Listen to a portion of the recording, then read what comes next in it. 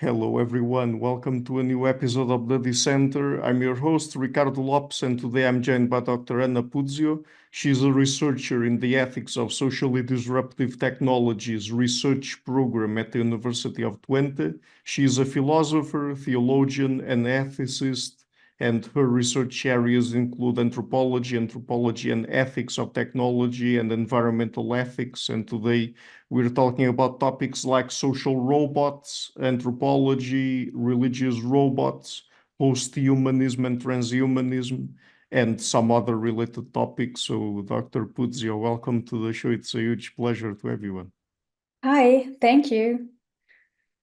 So, just to introduce the topic and to clarify some definitions before we start getting more specifically into some aspects of social robots, how we respond to them, and so on. What is a social robot? Yeah, so social robots are robots designed for social interactions. So they are displaying social behaviors, even if we do not necessarily have to call them social. And so among the social robots, there are those who are humanoid, right? I mean, what counts as a humanoid robot Yeah, exactly? so humanoid robots are robots that have human-like design. So there are also many social robots that look like more like animals or toys. And it often happens that we anthropomorphize robots. Sure, I'm going to ask you more specifically about the issue of anthropomorphization. I mean, the issue, I am not sure if it's always an issue or not, but what are the issues specifically with when we think about and relate to robots as if they were human? And I would imagine that this happens more when they are similar to humans, right? Yeah, so what concerns people is, for example, whether robots can also have consciousness, whether they can be intelligent, whether they can feel pain, or whether they can have emotions. And our behavior towards humans is guided by certain rules. So humans have dignity, we must not kill or cause them suffering, we must protect them, and humans have rights and duties. And we are now questioning how to behave towards robots. And is anthropomorphization a mistake? Is it always problematic, or are there perhaps instances where it might not be? So anthropomorphizing robots means that we are thinking of robots and treating them as if they were humans. Mhm. And in research, there's a big debate whether anthropomorphizing robots is acceptable or should be avoided. And we do not only do it with robots, we also do this with animals, with gods and objects. So look at how we treat our dogs or cats. And this anthropomorphizing seems to be deeply rooted in our psychology and behavior. But the question indeed is whether we can unlearn it. And I think that it could be very beneficial for us humans to sometimes train ourselves to move away from this anthropocentric perspective that we have. So earlier, when I asked you about what might be some of the issues with us thinking about and relating to robots as if they were human, you raised some issues there that if they were true, like for example, if robots were conscious, they might raise some ethical or moral questions here. But can social robots be moral patients or not? Mhm. So moral patients are entities who are subjects of moral consideration or who Mhm. matter morally. So the question is now, do we have moral obligations and responsibilities towards robots? And in research, again, there's a big debate about robots' rights and moral patients, and there's a wide range of positions taken from yes, robots should have rights to no, robots should be treated like slaves. And yeah, to new ways of thinking about robots as something different that cannot be forced into our old categories. And I particularly prefer, the latter. So Yeah, and a major factor in this question is that we form close relationships with robots. So people fall in love with robots. There are funerals for robots, and it doesn't feel right to us when robots are harmed. But I mean, of course, I would imagine that there are people with different opinions when it comes to this matter, and they would consider different criteria when it comes to us considering social robots as moral patients or treating them as such. But what are perhaps some of the main criteria that people point to? I mean, in terms of perhaps some of the traits that they would need to have, particularly psychological traits for them to be considered moral patients, or does it have perhaps something to do with just how we relate to them, since you mentioned there that certain people can fall in love with them or might think of them as having some sort of relationship, not necessarily romantic with them, but another kind of social relationship. I mean, what are basically the criteria that people usually point to?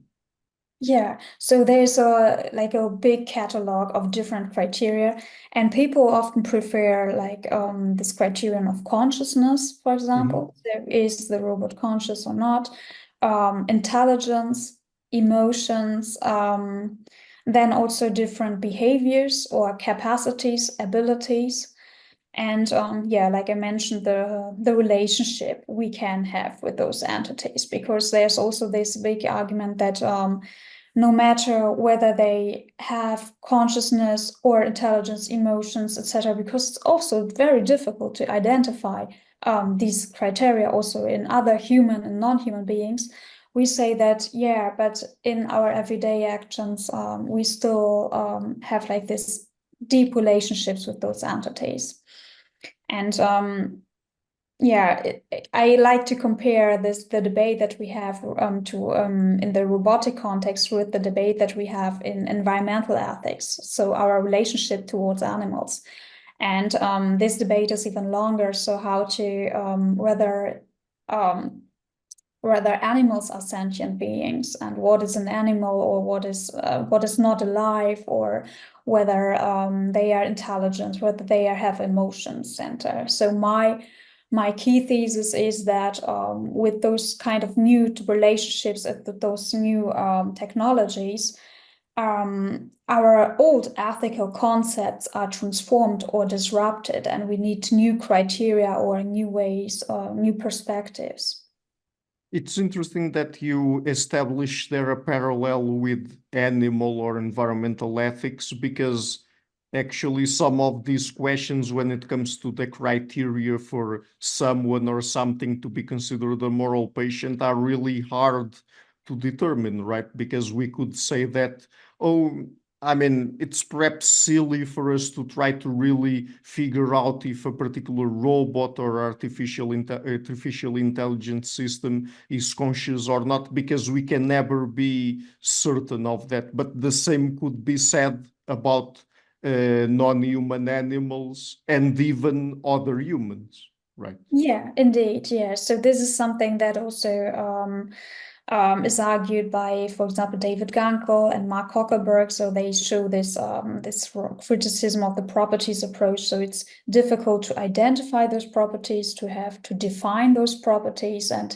it's always difficult even in human beings. And yeah, we have to reflect on how our behavior and social interactions really function in our everyday life, and not what philosophers like to think about. So, because as philosophers, we like to think about the metaphysical questions and, oh, will there be superintelligence and conscious AI and everything? But does it really matter in our everyday life? Yeah. Maybe at the end of the day, people will just decide to treat robots one way or the other, depending on how much they resemble humans, or at least resemble beings that are deserving of moral consideration. Right. Mhm. So let me ask you another kind of question, and this is related to another aspect of your research. In what ways does technological change affect or might affect understandings of human beings and their bodies? Yeah, so with technology, we can now almost completely change the human body, every part, and we can modify various parts of the human with particular medicine or pharmaceutical, or we can implement technology into the body. And this raises the fascinating question of where the boundary between technology and the body lies. So, can we understand technology as part of the human body? For example, if technology is implemented in the body from an early age or becomes part of us and we need it to survive. And additionally, we have many self-tracking systems like smartwatches, or we have medical technologies that collect a lot of data about us, and they're creating a specific image of us and our bodies. So we only collect certain data and not others, and this changes how we understand ourselves.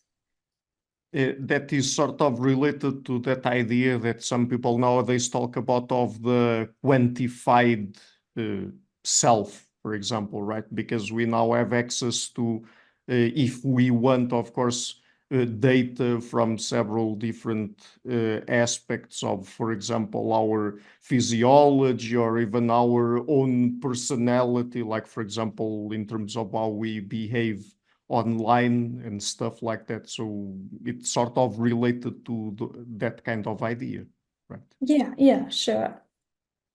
And talking about how we behave online, you've also done some work on digital identity. So what is a digital identity? Yeah, so what's fascinating about this is that our identity is kind of extended by digital and social media, or maybe not extended, but also transformed. So in the digital realm, we now have entirely new possibilities to construct identity.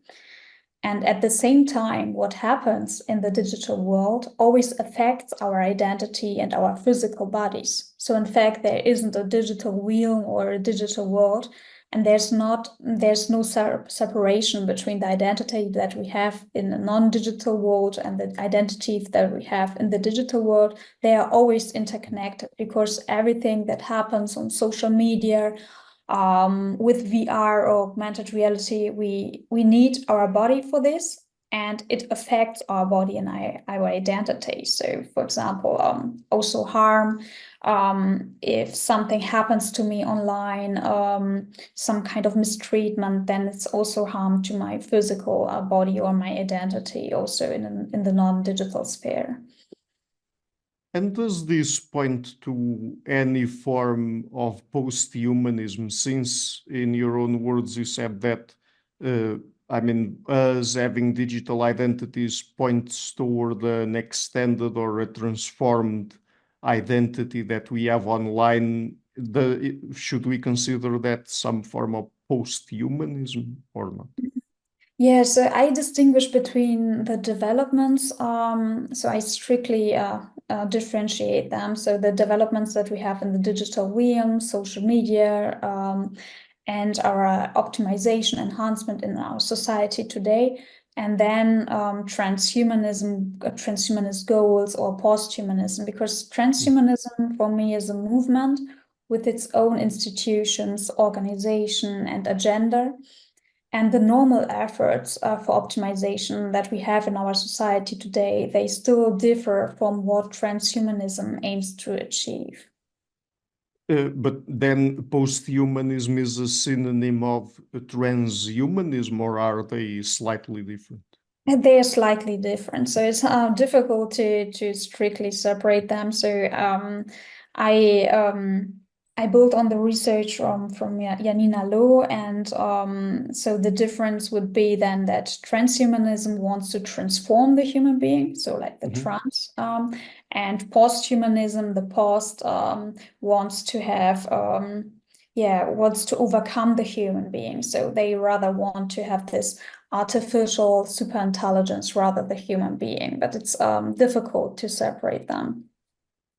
And of course, all of these possibly has implications for anthropology, I mean, the study of humans, because since we introduced these new kinds of technologies and that are also evolving and progressing, they will transform into even more complex kinds of technologies and also the way we relate to them. So do you think that these might also have implications for anthropology and how anthropologists study humans in this sort of new environment?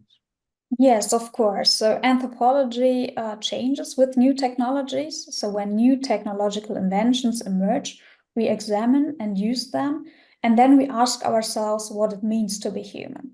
So, for example, with robots, we ask what distinguishes robots from humans and what will distinguish them in the future.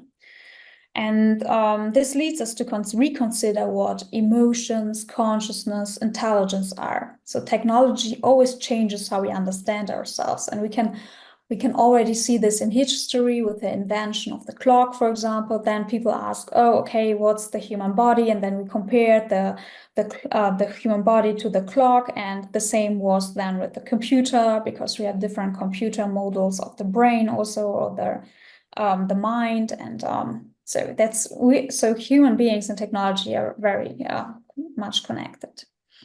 So it's not only the ways by which we theorize about humanity, because as you mentioned, there are perhaps different kinds of technologies influences in thinking about, for example, the human mind or the human brain in particular ways, like a computer, for example, something like that. But it's also about how these new kinds of technologies might affect our, let's say, reality as human beings. I mean, it can affect directly, even phenomenologically, let's say, how we think about ourselves and how we relate to one another as human beings, right?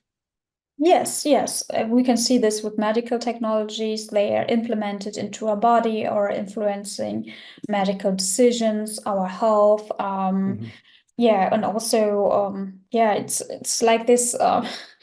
It's the connection between technology and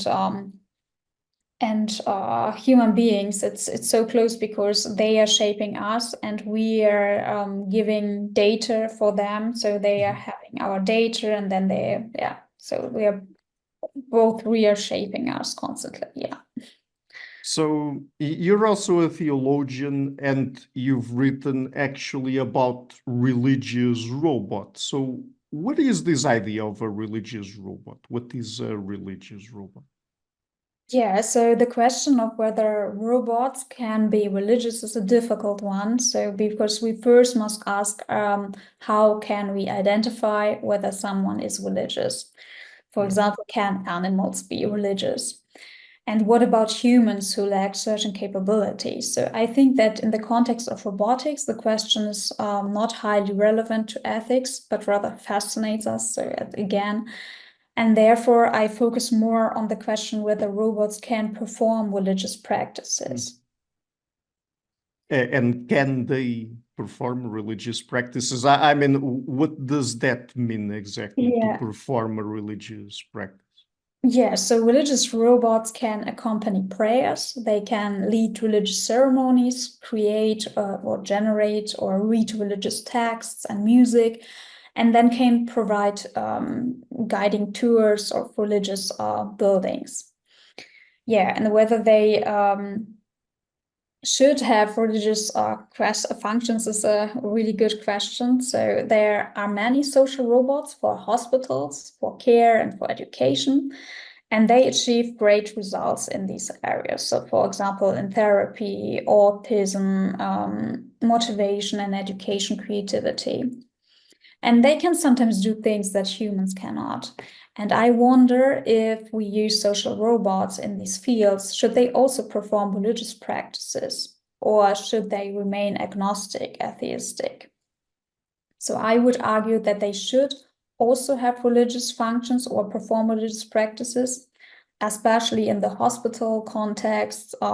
You have so spiritual needs and existential questions arise there. So I think it would be, yeah, a good opportunity to also have like this religious functions in these robots. Could there also be somewhere in the future a priest robots, or is that too much? It could be. I prefer to change current structures because, for example, I'm a Catholic theologian, and in Christianity we question a lot of structures that we now have. For example, this high authority or hierarchy, or for example, gender, because only male persons can be priests. So it would be better to not replace human relationships with robots, but to use them for in what they can do best. So extend our relationships and to use them for better things. So, for example, it would be great if we could use them to increase the interaction in the religious community and to not just simulate this hierarchy again, but to promote this community that we have.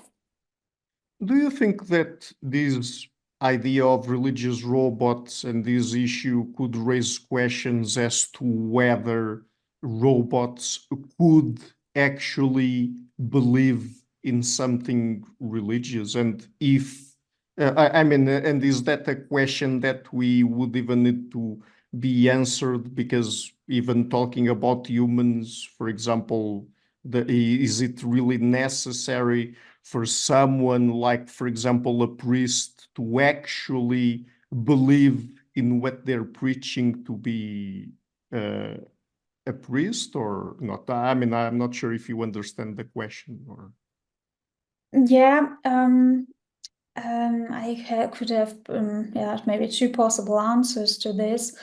First, it's important what kind of teaching they have implemented, because so it would be not good if they would just be used for fundamentalism or just to promote the one theological position of the church. Because there's also this diversity of practiced faith and so many religious practices, and they are still neglected by the church, and they are also valid and of course right.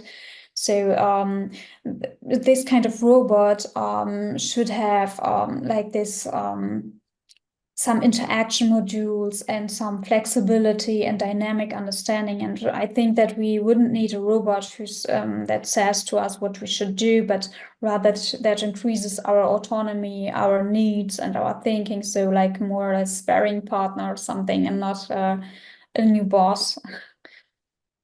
Yeah, but when it comes to the more, let's say, side related to religious beliefs, the more doxastic side, I guess, uh, I mean, if we discovered that robots could also themselves hold religious beliefs, do you think that could also tell us something about our own religious beliefs as humans and how they work cognitively speaking, or not? I'm not sure about this. I have to think about this. But I agree that there's the same, like how we're now with emotional artificial intelligence, we are exploring how emotions work. And so this could also be a chance to, I'm skeptical whether they could be religious, but we could just, we could reflect what religious experiences are. But on the more, let's say, ethical side of things, what kinds of ethical questions can the idea of robots serving religious functions raise? I mean, Yeah. what considerations do people make here? Yeah, so this whole topic of religious robots is still really new. Mhm. And that's why recently at the Katholikentag in Erfurt in Germany, so this is a big church event, last week, I conducted a study to find out whether religious people want religious robots, and if so, what they should be like. Because I don't think that philosophers or theologians or the church alone should decide whether we need them and how to design them. because also philosophers like to think about some fancy problems that don't matter for other people sometimes. And yeah, I found it really fascinating how open people were to robots, and they were very interested and forward thinking and had really great suggestions. So, for example, that robots could provide many ideas for religions and churches, so generate texts, or they could answer some questions about religions in an entertaining way, because I also saw it in my workshop that people were so interested in religious robots. They always had their I brought a small Now robot, so this social robot Now with me, and they just did make so many photos with this Now robot, so they were like very entertained by it. And yeah, also they thought about promoting community and interaction, so they don't want to have this religious hierarchy established. And other topics were like gender, data protection, and manipulation were also very important. I also had a child in one of these workshops who was also very interested in how this robot works, because what I tried is that Now also imitates like a monkey or a mouse or these animations that are in the Now robot, and people found it very funny, and the children wanted to have them also in their religious education, to show them how to kneel or to pray, or yeah. Yeah, no, I was just thinking that particularly in Catholicism, since people have confessions, I was wondering in terms of data privacy if there was a robot there acting as a confessor. I mean, of course, those kinds of data would have to be made private, right? Yeah, of course. So also with the relationship, the problematic relationship between church, with the church now, it's very necessary that this would be completely anonymous, and that church or the state wouldn't have any access to the data and those kinds of robots. That's why data protection is so important. Yeah. Mm. So let me ask you about one last topic then. We've already touched on it earlier when we talked about posthumanism and transhumanism, but transhumanism specifically, what kinds of ethical questions does it raise? And by the way, even before that question, what different kinds of transhumanism are there? Yeah, so transhumanism is a philosophical technological movement of the late 20th or 21st centuries, primarily in the UK and the US. And transhumanism wants to transform human through new technologies. And visions of transhumanism are, for example, enhancement technologies, cryonics, so freezing the human body, radical life extension from several hundred years up to immortality or infinite lifespans, and then the elimination of suffering and diseases. And posthumanism, like we mentioned before, is rather they want to overcome the human being and to have this artificial intelligence. And what kinds of ethical question arise? So in my research, I've primarily examined the argumentative structures of transhumanism. And I noticed that the way transhumanism argues, its ideas, they do not make sense. So they employ manipulative argumentation structures. They pretend to rely on natural sciences, for example, but actually they are contradicting scientific knowledge. For example, transhumanism argues that there are good genes and bad genes in the human being, and that we can simply cut out the bad ones, and then we have an improved human being. And no one from science would agree with this. And I have also looked at the goals of transhumanism. So it aims to overcome contingency and vulnerability. It focuses a lot on controlling the human body. Also reproduction, for example, it's always controlling our bodies. And transhumanism seeks to improve human beings. which initially sounds attractive and unproblematic for us. But the improvements are always based on what transhumanism considers desirable and worth improving. So you can see that, for example, transhumanism discriminates against women or people with disabilities and generally aging, ill individuals. Yeah.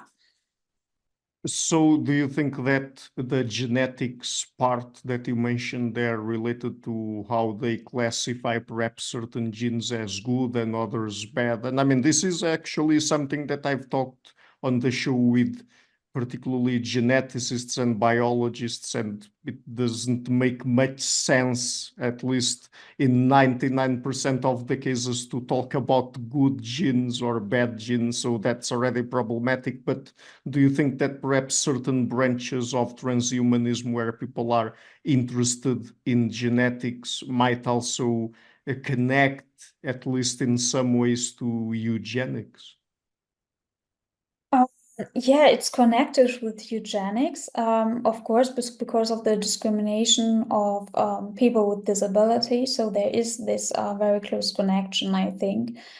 Yeah, and talking about good genes and bad genes, so there's a lot of research in genetics about what a gene is, and that our understanding of a gene as a physical ontological entity is already wrong. And then with bad genes and good genes or healthy genes or ill genes, this is then a topic of ethics, of course, because they're moralizing genes or they are, yeah, so there are normative implications, and we cannot, even if they were traits that were just inscribed in an ontological entity, we couldn't just discuss whether they are good or bad, or because it's way too complex to do this way.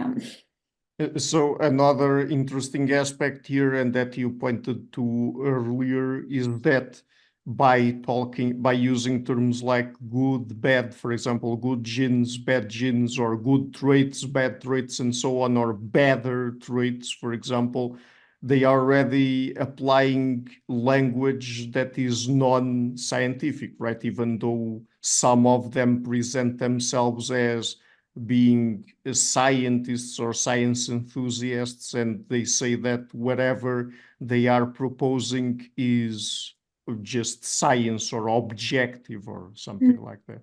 Yeah, I think that a big problem with transhumanism is also that the ideas are so fascinating, and they are connected also with the AI hype and how media discuss transhumanism. They are also yeah, they are scared of transhumanism, or they are very also enthusiastic about transhumanism. But people don't look into the text of transhumanism. And I think that maybe you don't need a philosophical background to just read one of those texts and to understand that what they are proposing is manipulative and scientifically not correct. So yeah, I think that this is a big problem, that we don't scientifically engage with those kind of movements, and that they are so powerful because because of the AI developments.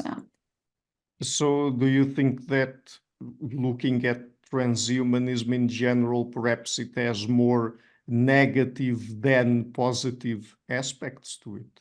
Or... Yeah, I think so in my book I describe transhumanism also as an ideology, and yeah, I see there very dangerous structures, because like we mentioned in our talk now, there are so many questions people now have. So anthropological questions: what is a human being?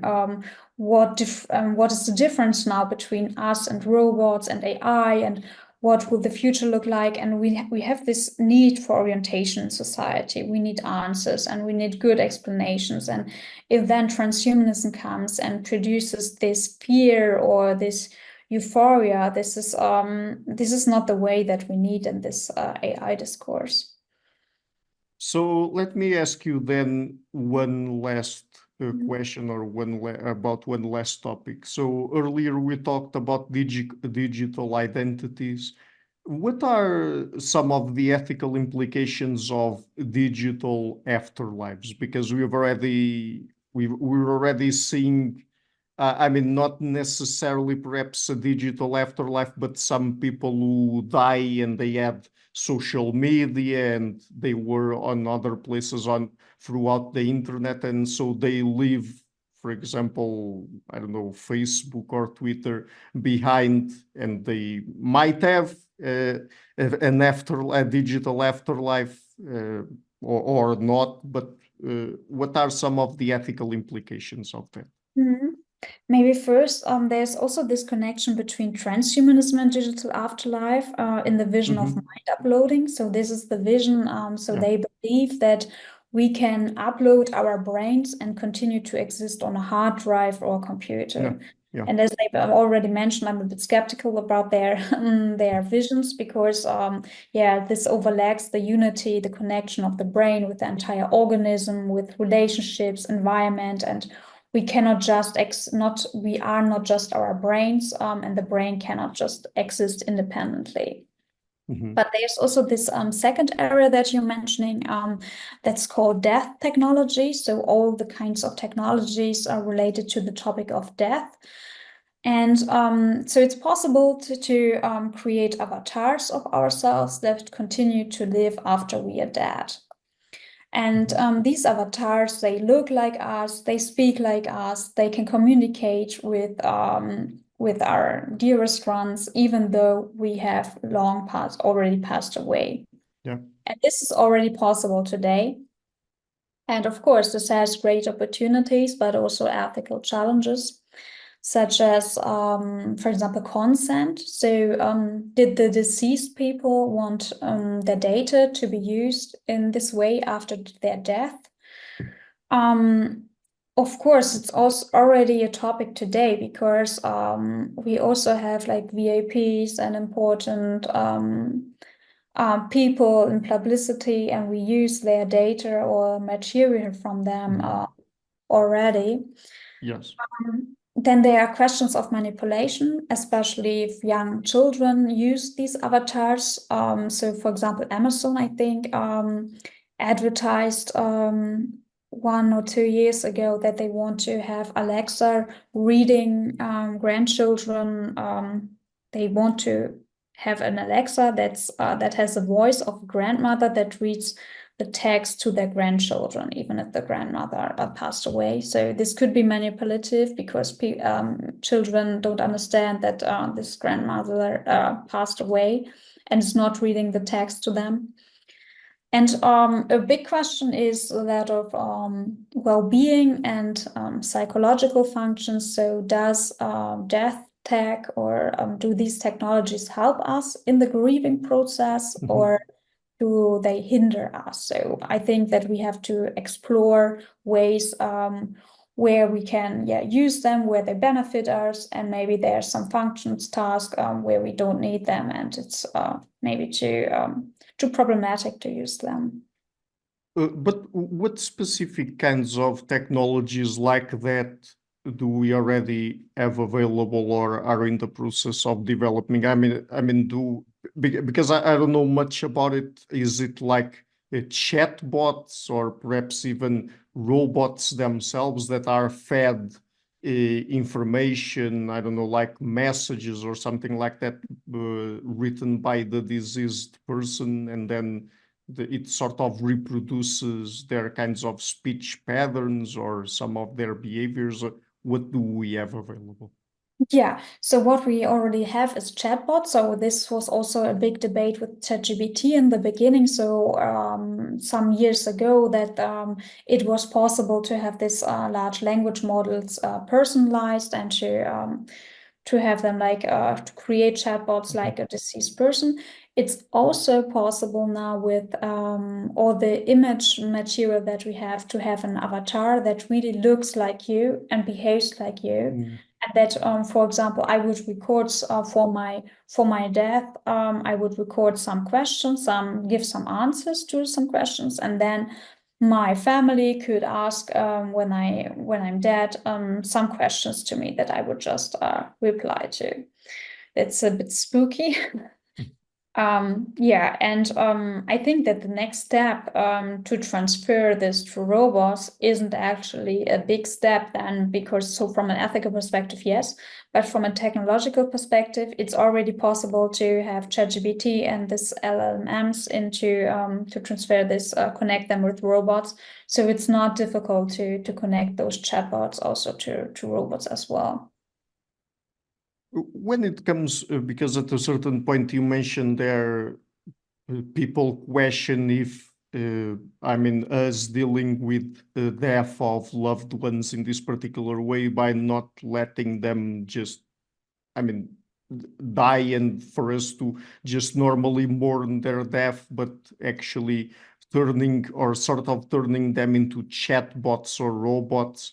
Uh, I mean, that might be problematic, right? Because it might disrupt our normal process of mourning and being able to move on and to accept that the person is not there anymore and will not be, right?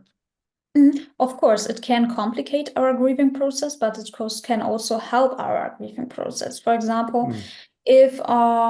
if your grandmother dies in a country very far away and you did not have the chance to say goodbye, then Yeah. this kind of avatar, maybe just for 2 weeks or a day or for one message, could be a great opportunity to say goodbye.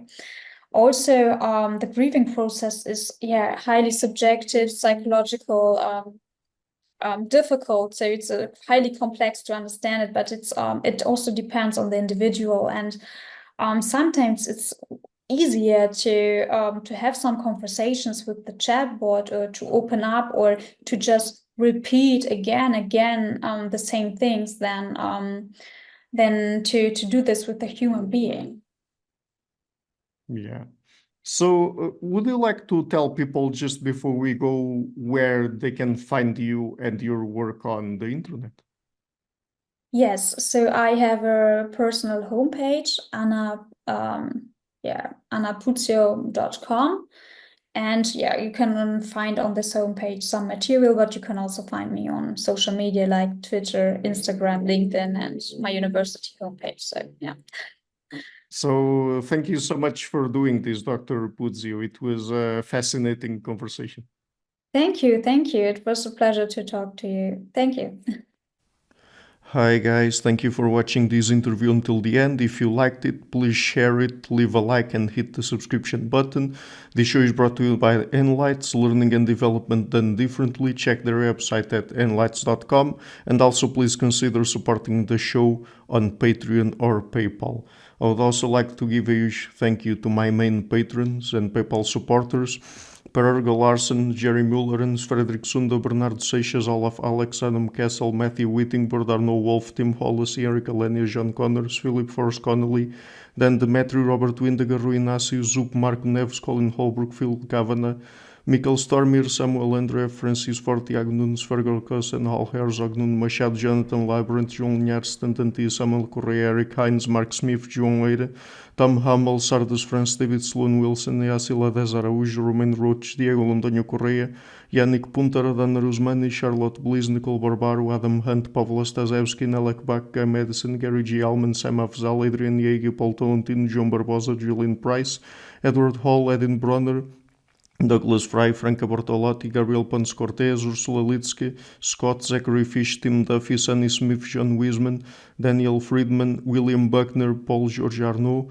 Luke Loaki, Georgios Theophanes, Chris Williamson, Peter Wolozin, David Williams, Diogo Costa, Anton Erickson, Charles Murray, Alex Shaw, Maury Martinez, Coralie Chevalier, Bangalore Atheists, Larry Dealey Jr., Old Erringbon, Sterry, Michael Bailey, Dan Sperber, Robert Grassi, Zigoren, Jeff McMahon, Jake Zool, Barnabas Radix, Mark Campbell, Thomas Dovner, Luke Nissen, Chris Story, Kimberly Johnson, Benjamin Galbert, Jessica Nowicki, Linda Brandon, Nicholas Carlson, Ismael Benzliman, George Coriatis, Valentin Steinman, Per Crowley, Kate Van Goller, Alexander Hubbard, Liam Dunaway, BR, Masood Ali Mohammadi, Perpendicular, Jonas Hertner, Ursula Goodenough, Gregory Hastings, David Pinsoff, Sean Nelson, Mike Lavigne, and Dios Necht, A special thanks to my producers, Isar Webb, Jim Frank, Lucas Stafiniak, Tom Vanagdam, Bernard Ugni, Curtis Dixon, Benedict Mueller, Thomas Trumbull, Catherine and Patrick Tobin, John Carlo Montenegro, Alnick Ortiz, and Nick Golden, and to my executive producers, Matthew Lavender, Sergio Quadriano, Bogdan Kanivets, and Rosie. Thank you for all.